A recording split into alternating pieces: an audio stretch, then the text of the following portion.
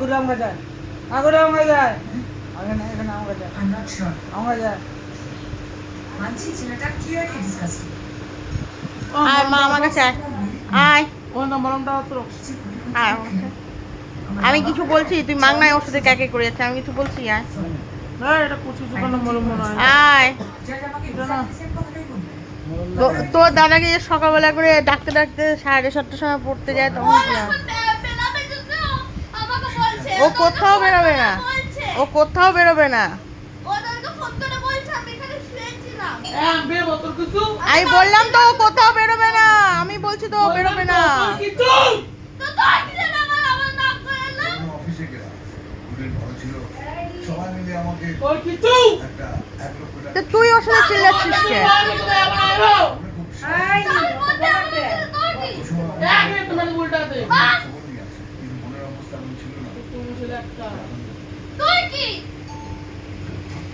আমার অনেক কিছু কি বাবা সকাল বাবা না বলছি নিজের তো নিজেই কাটতাম না চুপ করে তখন করে বলে চুপ কর তুই চুপ কর হ্যাঁ শরীর খারাপ করবে আবার মানে যাইতাম আমি শরীর খারাপ করবে চুপ কর আমি কিছু বলছি তোকে আমি কিছু বলছি আমি যাব না তো অন্তে দেখিস আমি কিছু বলছি তুই চুপ কর না, তুই তো বড়। করব না আমি তুই চুপ করতে হবে না নীল এবার মার খাবে কিন্তু বলে দিচ্ছে করে এখনই বসায় দেবো ও ছোট, বলছে, ওইটাই মারো না। তা চুপ করে কাঁদ না, ও বলতেছে, বলতে দে।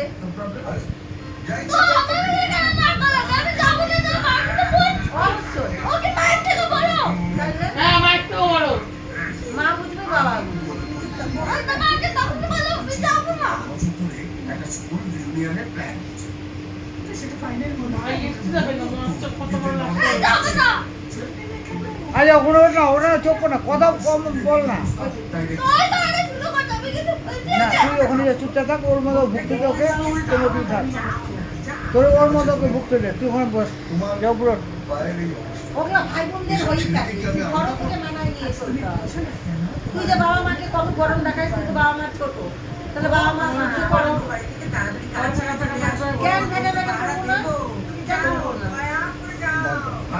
ব্যাপার হলো ও ওকে নিয়ে গেলে তো বাড়ি যেতে পারবে আরে ওটা তো না তো তা আমি যখন আমি তো যাইতেই দিব না আমি তো তোকে যেতে দিব না তাহলে ওদের তো আগে বলছে করে বাইরে যাবে মুখে তাহলে তুই ওর পিছনে লাগছিস কেন আমি যখন বলছি যে ও যাবে না তুই তারপরে ওর পিছনে লাগছিস কেন ও তোর পড়া ঠিক করে তুই তো তোর পড়া ঠিক করিস না ভালো তো তুই ক্লাস 10-এ পড়িস তোর পড়াশোনা নাই ওর কেবল পড়ে আরো লাগে তো ওকে বুঝে হ্যাঁ ওর যা রেজাল্ট আছে তোর তো তাও নাই